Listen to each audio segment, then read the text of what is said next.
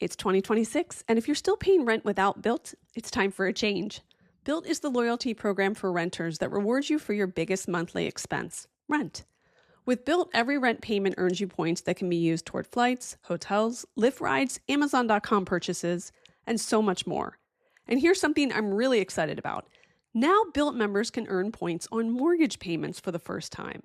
That means you can get rewarded wherever you live and unlock exclusive benefits from more than 45,000 restaurants, fitness studios, pharmacies, and other neighborhood partners. Personally, I'd redeem my points for gift cards. You have no idea how many birthday parties my kids go to. It's simple. Paying rent is better with Built. And now owning a home can be better with Built too. Earn rewards and get something back wherever you live. Join the loyalty program for renters at joinbuilt.com/Kate Casey. That's joinbilt.com/Kate Casey. And make sure to use our URL so they know that we sent you. My mornings typically start at about 6 o'clock, and I'm usually up pretty late. As you can imagine, I need to be running on all cylinders to keep up with 5 kids and a daily podcast. I am always on the hunt for great wellness products, and you guys, I have a great one for you. I started taking the Super Elixir, a premium daily greens powder formulated to support all 11 systems of the body, including improved gut health, immunity, energy levels, and skin, hair, and nail health. It contains a blend of 40-plus whole food ingredients, probiotics, and minerals designed to reduce body acidity. I love that it's gluten-free, and I feel like I do have healthier skin and nails. I mix it with water or coconut water, and I'm good to go. Super easy and convenient. And the taste, it's original pineapple and lime, so it has a vibrant, tropical, and tangy flavor with the citrusy punch that hides the green taste of ingredients like wheatgrass. And by the way, it's Elle Macpherson's daily elixir for thriving through menopause. Right now, get 15% off the Super Elixir at wellco.com and use the code KateCasey15 at checkout. Try it for yourself and feel a difference within weeks. That's WELLECO.com, code KateCasey15 at checkout for 15% off the Super Elixir. 15% off at WELLECO.com, promo code KateCasey15, first time orders only. The amazing Kate Casey. Welcome back for another episode of Reality Life with Kate Casey. Hope that you're having a great week. I hope that you took a chance to check out my what to watch list for this week, because there are plenty of things for you to watch this weekend. Now, the Winter Olympics begin with the opening ceremony on Friday. And for those of you who love sports, it's so much fun to hear all of the personal stories about all of the athletes. And it's going to be one of those things where, you're catching up on all of the events throughout the next 2 weeks. But if you're looking for a sport to kind of deep dive on, I recommend Glitter and Gold. I did a whole episode about it Wednesday, I believe, of this week. And they go behind the scenes of Olympic ice dancing in the run-up to the Olympics over the last year, and they follow 3 of the teams. And I loved it because I really didn't know much about ice dancing. I feel like I know so much more now. And if you listen to my episode, I go through how it's scored, how they choose judges, some of the dynamics of the different teams. You find out that all of them pretty much have grown up with one another and people are jumping from team to team. Now, what's interesting too is I have a friend, Stacy, that I met when the kids were at preschool, and she played softball at, I believe, Arizona State. And she told me that she was in the Olympics, but she played for Greece. And I thought, oh, that's crazy. And she had a grandparent that was from Greece. But then I started to learn that a lot of Olympic athletes that are participating for certain countries are actually American college students who have like a grandparent or great grandparent, a connection to that country. And that's how they ended up getting to the Olympics. So interesting when you hear all of the personal backstories. Summer Olympics are much more my jam, but the Winter Olympics, because of course, I hate the cold and I don't want to go to the cold. But I do find all of the personal stories make it so much more interesting to watch. I was actually in Park City during one Olympics, and that was kind of fun too, because most of the people who were at the restaurant who were locals had some connection to athletes that were participating in the Olympics. So anyway, I am always excited for big Olympic game coverage. So watch Glitter and Gold if you want to deep dive on one of the sports. I feel like they need to do one about curling because on the surface, it's like ice dancing where you're like, what is this sport? And then I feel like the more that people deep dive into it, they get completely obsessed. So again, Olympics, check it out. That series on Netflix. Also, I got to say, Netflix has tons of great sports doc series. You know, they've done a ton about football. But recently I was telling someone about Icarus. I think I actually put it on my Substack about 2 weeks ago, that if you like any of the sports doc series, to check out Icarus, because Icarus is the story of actually a Hollywood director who took up cycling as a hobby. And he got quite frustrated when he would compete because he felt like, I am training all the time, and then these fools come in and they're getting much better times than I am, and it doesn't make any sense. So he said, I'm going to do a doping program, and I'm going to basically cover the whole process of it. I'm going to document it so people can kind of see this is what happens when you dope, a la Lance Armstrong. So he begins to do that, and he hires this Russian doctor to help him. Well, in the process, that Russian doctor ends up becoming the whistleblower for all of Russia's doping. And it feels like a psychological thriller in real time. That doctor has to go into witness protection. You're sweating bullets the entire time that you're watching this documentary. It went on to win an Academy Award, and you can watch it on Netflix. It's called Icarus, Icarus, like Icarus, who flew too close to the sun. So go and check that out. Now, Summer House, season premiere this week. Okay, I have to say, first off, I'm still troubled by the way that they have to navigate having a bickering married couple with younger summer house residents, if you will. Because I'm trying to remember myself at like 30 years old. The last thing I would want to do would be living in a house for the weekend with a couple that is married and unbelievably unhappy. Especially if you move into a share house and you want to just relax from the work week and you're around people that have been part of this social structure for 10 seasons and they kind of like tell you the way things are, but you're also kind of like, you're a buzzkill. Do I have to hear about your marital problems? So that's the first thing that's kind of like a sticking point for me.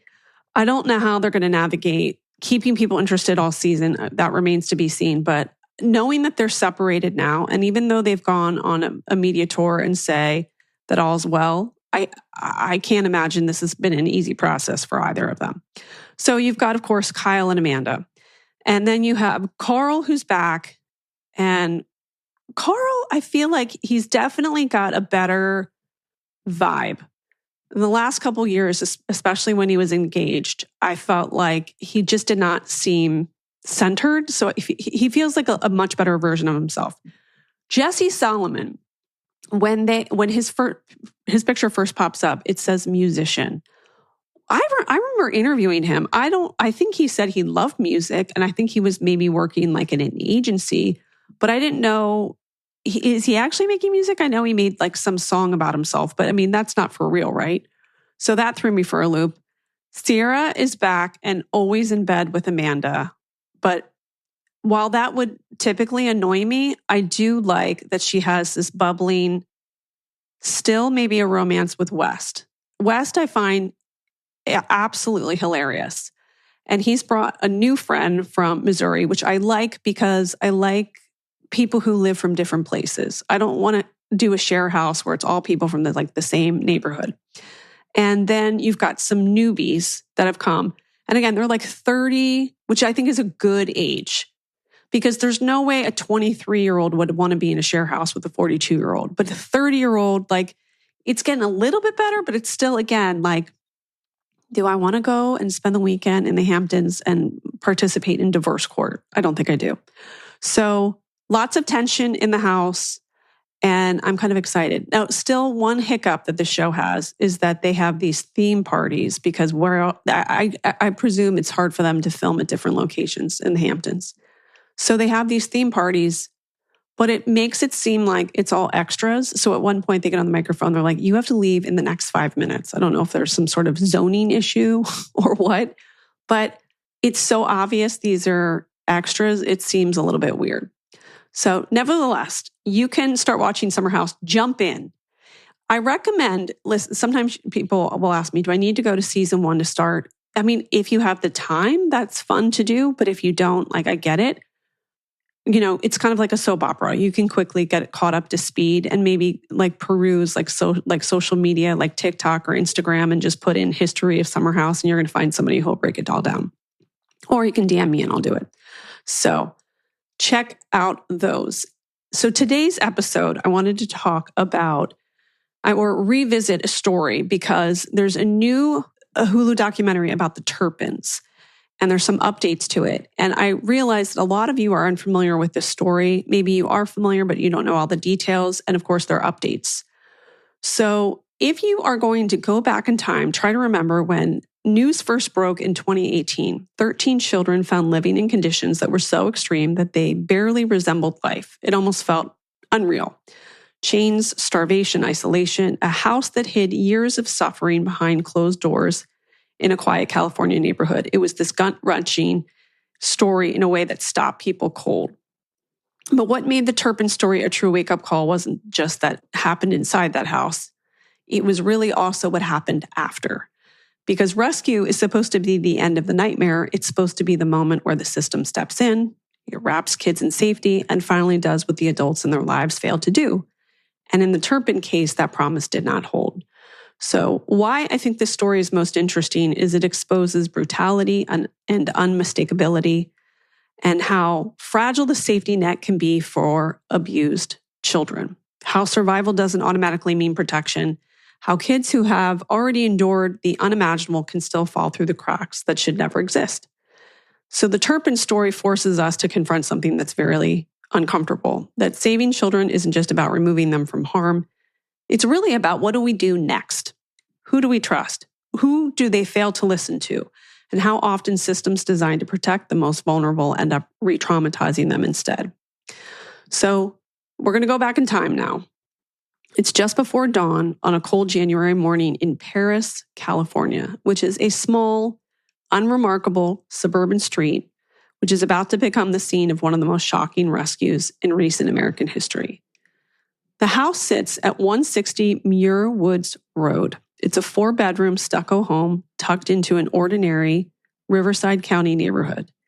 It looked from the outside like any other family residence, but inside, years of unimaginable suffering had taken place. That address would later become infamous, dubbed the House of Horrors.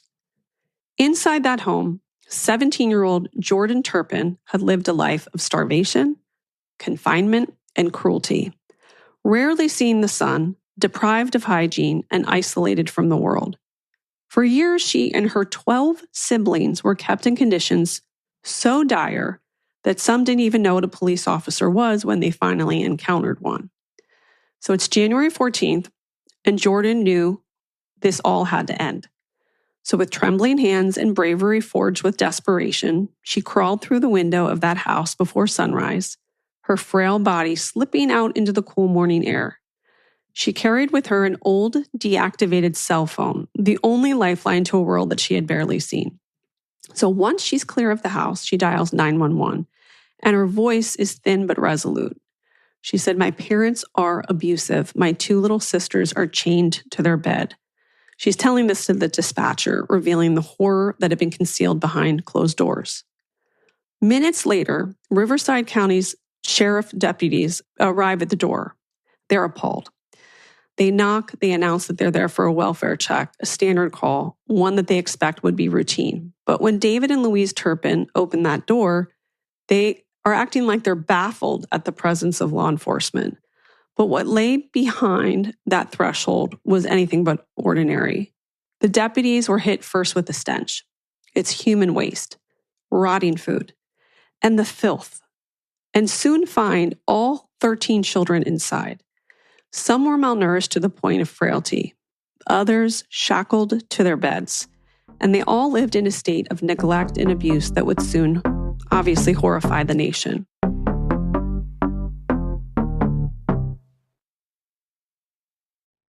Every year I tell myself, I'm going to get better about meal planning, and every year life gets busy and it falls apart. What finally clicked for me is realizing that meals don't have to look one specific way. They just have to fit your life.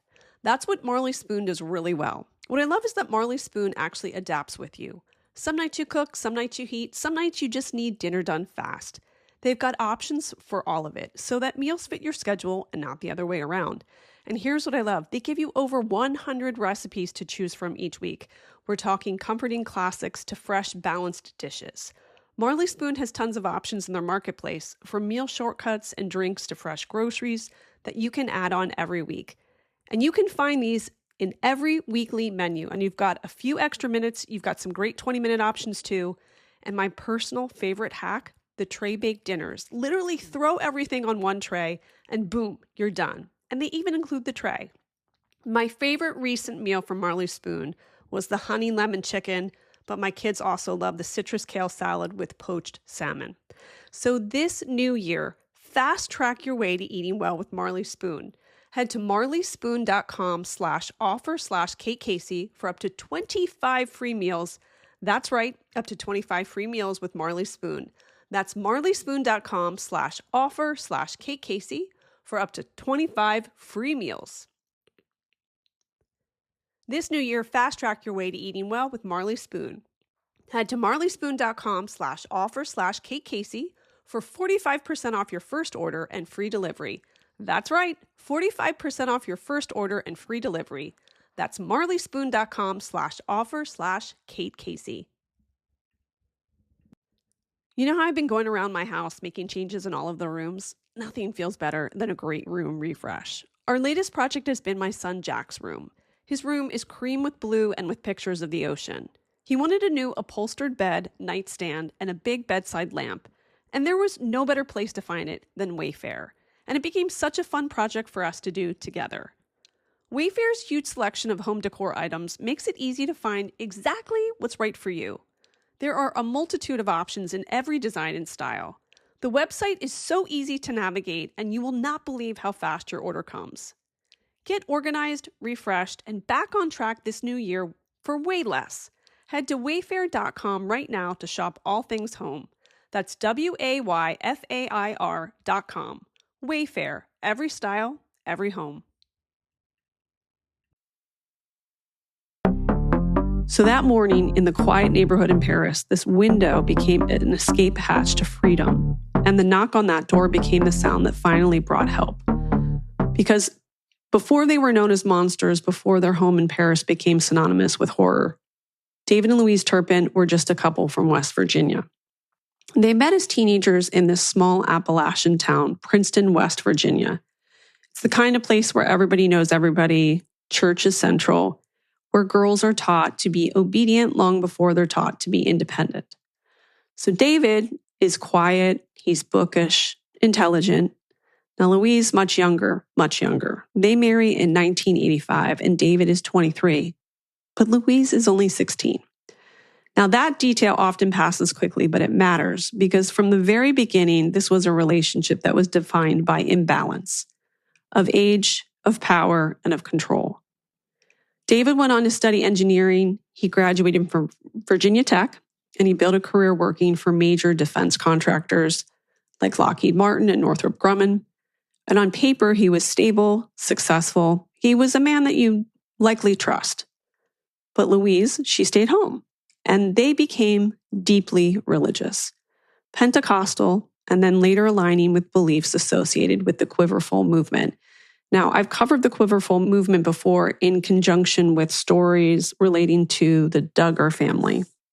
So the Quiverful movement isn't a formal church. So there are no membership cards, no centralized leadership. There's no official doctrine that's written down in one place. And that's part of why it is really hard to recognize and so easy to hide behind.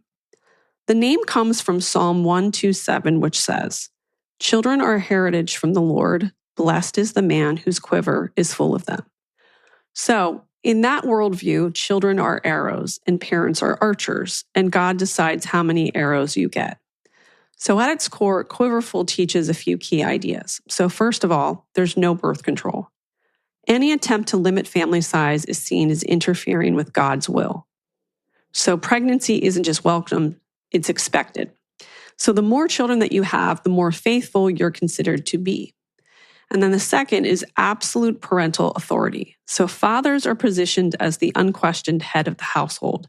And then the mothers are submissive to their husbands. Children are expected to obey immediately, and that's without argument, without explanation, not compliance, but total submission.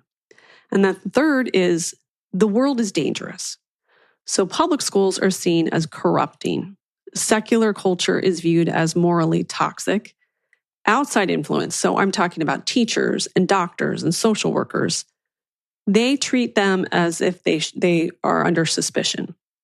So homeschooling and isolation are just encouraged. They're actually just framed as protection because, look, all of those people cannot be trusted and they're all out to get us.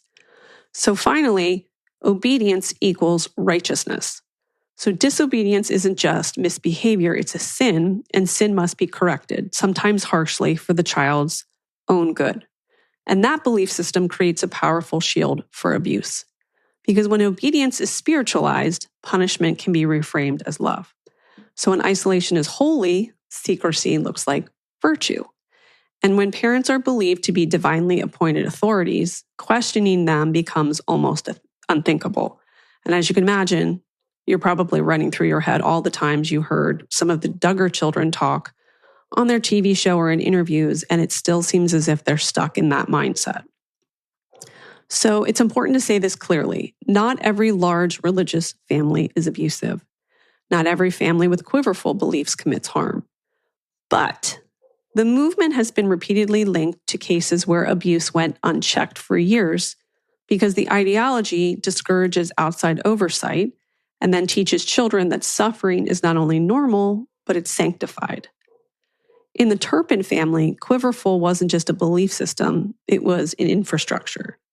So it justified all of the endless pregnancies. And can you imagine 13 pregnancies? And it reinforced the hierarchy. David is at the head of it.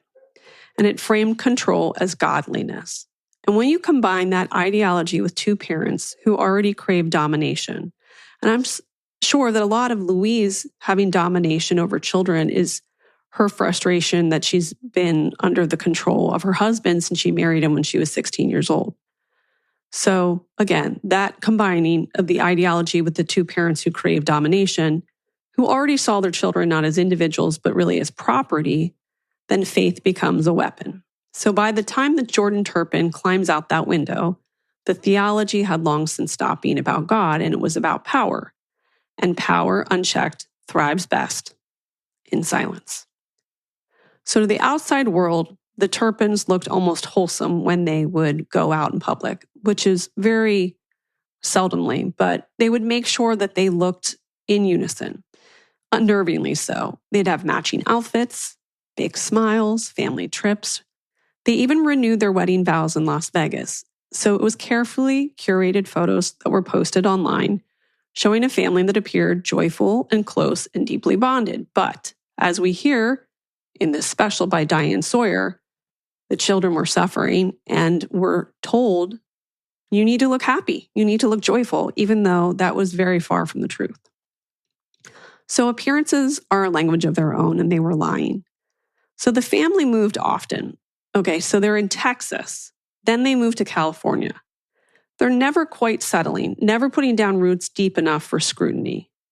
So again, with their crazy ideology, they don't want to mix amongst people in the neighborhood.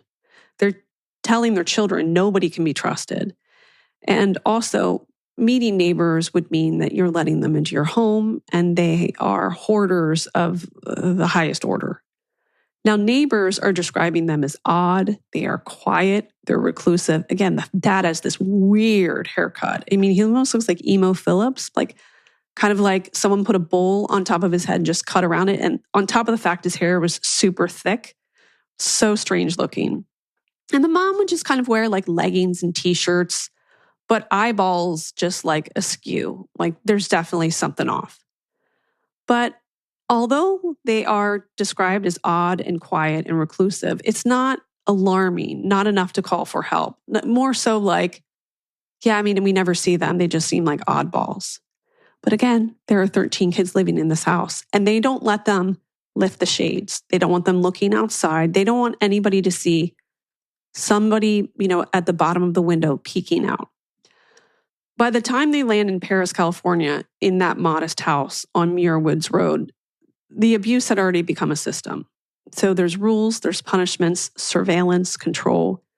The food was restricted and the movement was monitored. Punishment was severe and arbitrary. Some of the children, like I said, were chained to beds. Others were denied basic hygiene. Of course, they were denied an education. They were homeschooled, but really they weren't learning anything. Most of the kids didn't even understand just basic things about the world. Even the vocabulary to describe what was happening to them is just unfathomable. So this wasn't just chaos, it was methodical. And that's the part that's hardest to sit with. This wasn't a loss of control. It was control taken to the most extreme, inescapable form. So for years, nobody knocked on the door with the right questions. No authority figure saw past the facade. And the house stayed quiet and the street stayed ordinary. Again, until that one morning when Jordan, 17 years old, climbs out the window.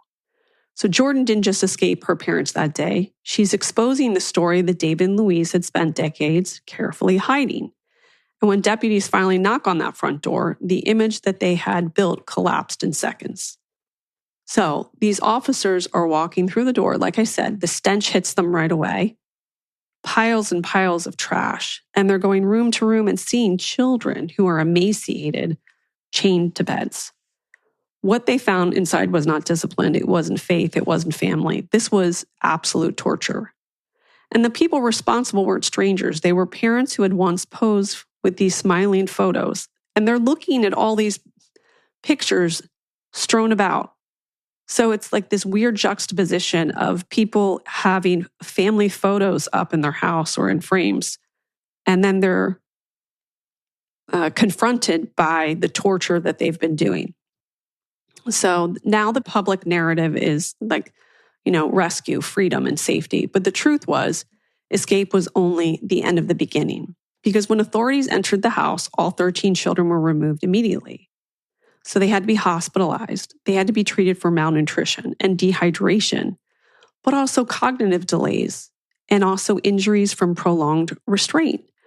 Some of the adult children, legally adults but developmentally closer to children, had never been to school, never handled money, never made a doctor's appointment, never eaten a full meal without permission. They were survivors, but they were also profoundly unprepared for the world. So then the system takes over. So foster care, group homes, and the promise of protection. Riverside County officials in California publicly promised that the Turpin children would receive trauma-informed care, stable housing, therapy, education, and financial support from a victims' compensation fund. And for those of you who are already familiar with the story, you may go back in time and remember those press conferences. You thought, obviously, people are going to step in. They would never want these children to be harmed again. Some of the older children, or some of the younger children, I should say, they were placed into foster homes. And then the others were sent to group homes. The adult siblings were scattered across assisted living situations, so often alone with minimal guidance. And many of those placements were not safe. So what went wrong, quietly then publicly? Over time, reports emerged that some of the children were re-abused in foster care. Now, this is the part that I find the most infuriating, and it is covered in this story.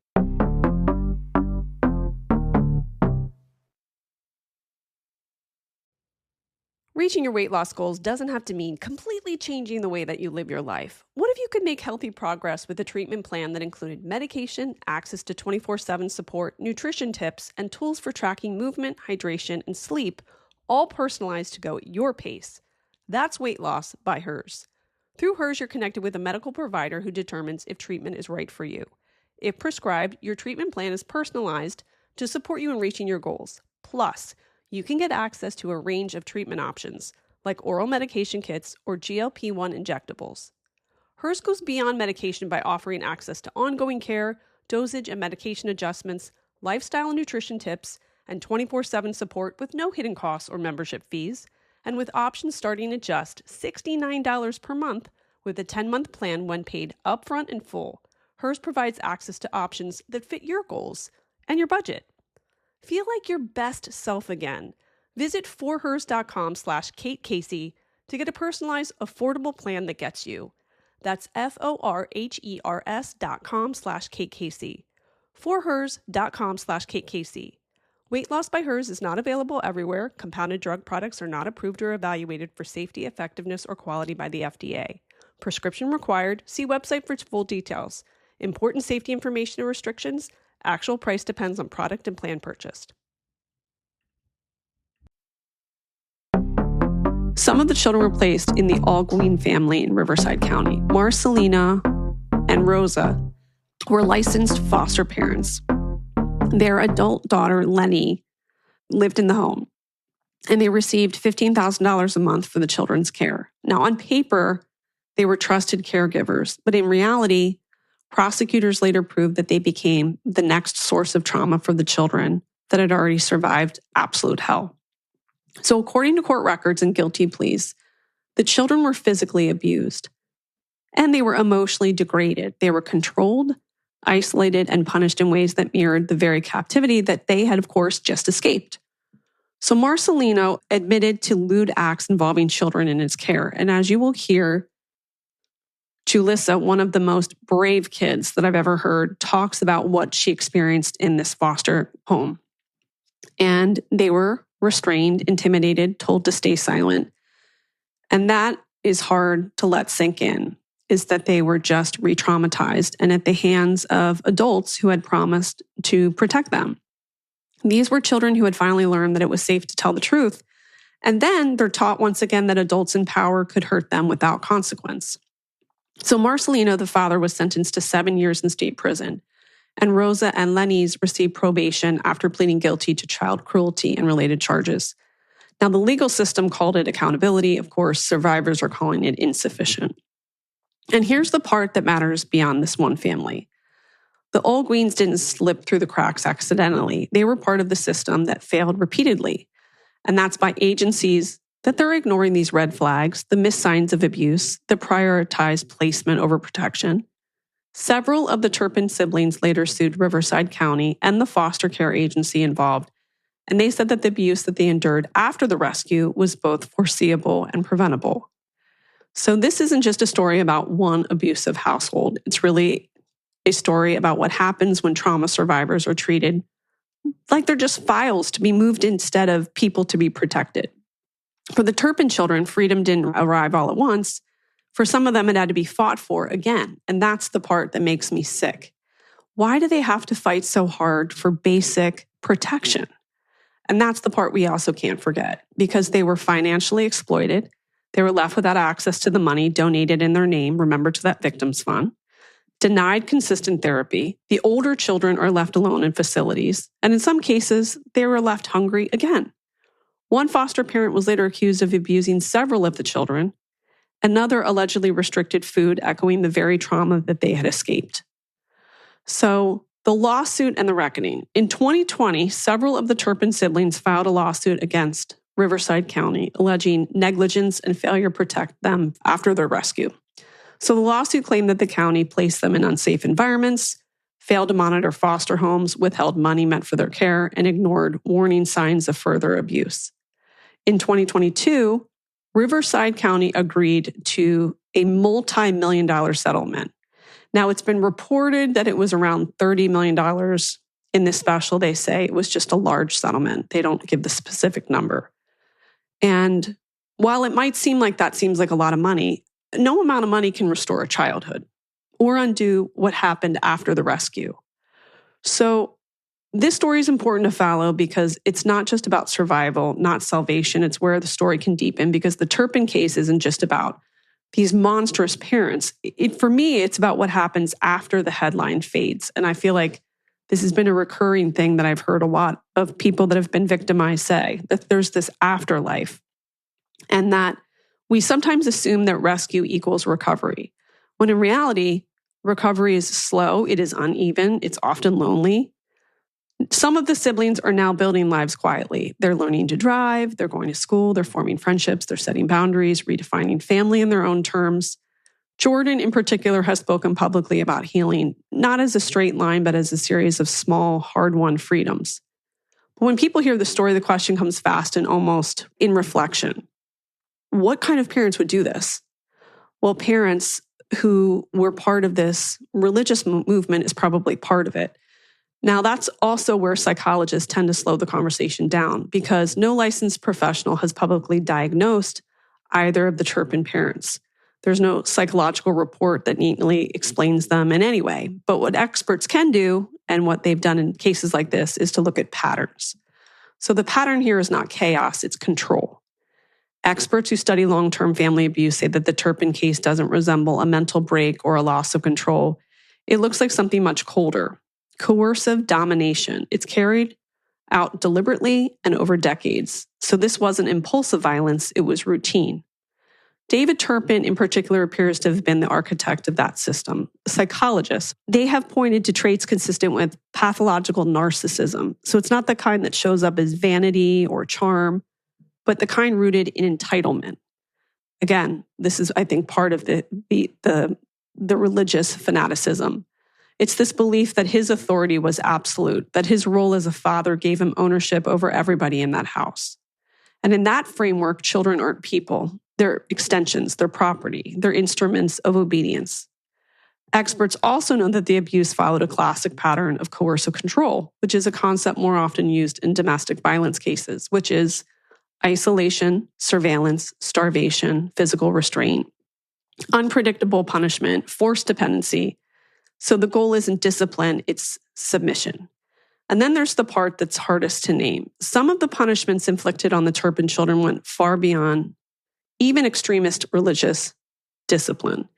The chaining and the prolonged starvation, the denial of basic hygiene, these are acts that suggest not just control, but indifference to suffering and almost like a pleasure in it. And what's striking is how calm it all was. There were no reports of explosive rage, no loss of temper, just rules and then consequences. Louise, the mother, complicates the story because she was both shaped by this system and then also a participant in it.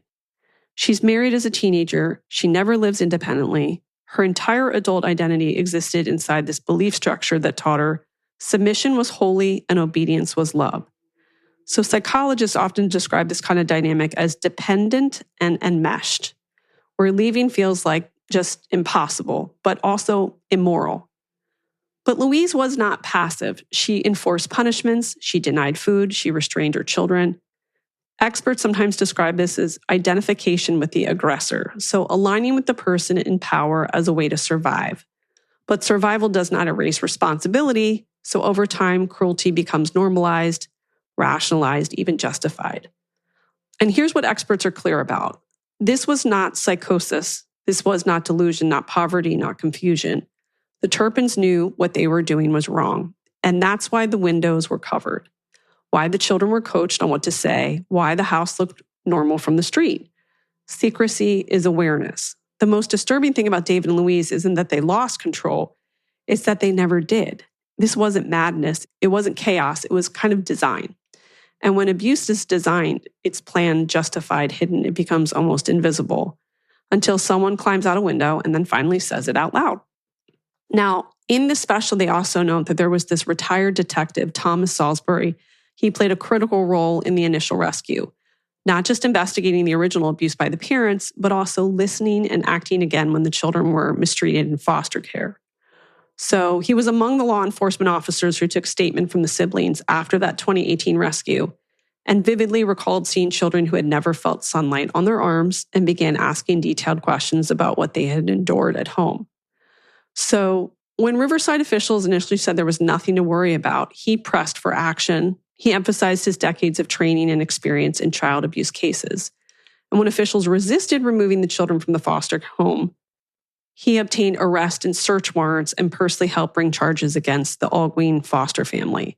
And that intervention led to their guilty pleas and prison probation sentences.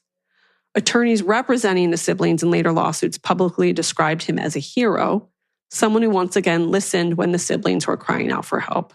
So for me, another ongoing message of just taking the time to listen.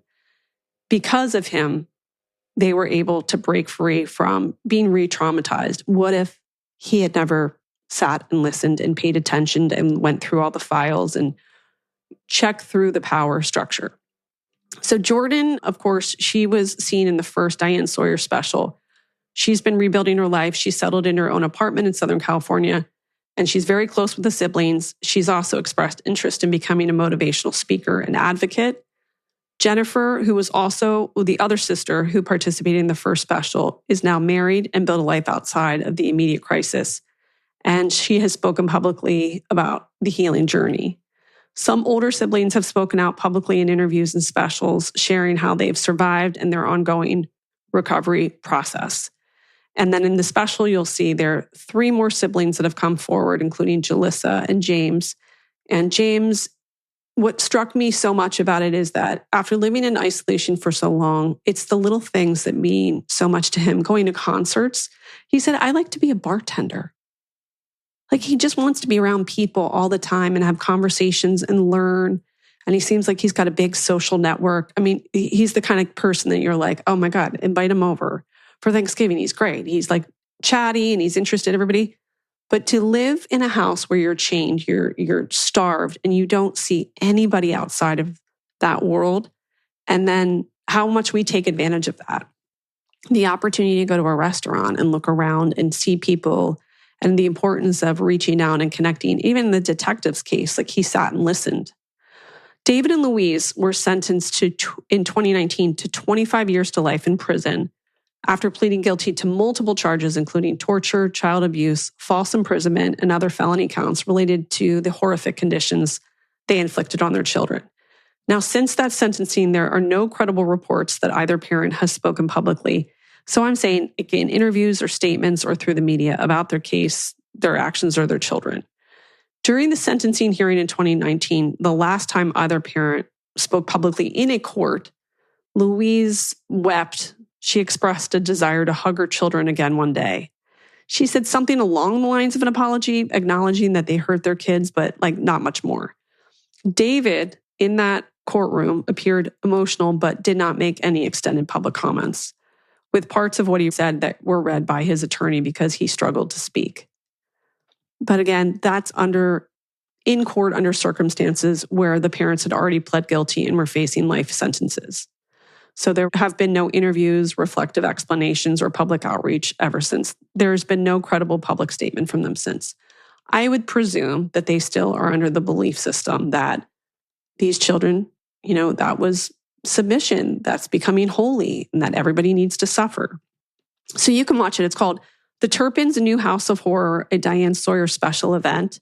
It's streaming on Disney Plus and Hulu.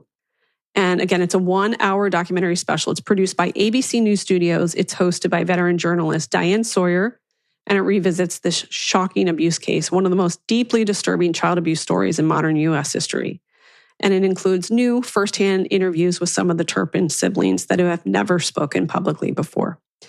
So again, make sure that you are subscribed to this podcast. Please leave a 5-star review. Join the Facebook group Reality Life with Kate Casey. I've got bonus episodes on Apple Podcast and on Patreon at patreon.com/Kate Casey. Follow me on social media. I'm on Instagram at @KatecaseyCA, TikTok, it's Kate Casey, and Twitter Threads and Blue Sky at @Katecasey. And check back tomorrow for an all-new Saturday Series episode. I've got great Hollywood stories that you do not want to miss out on.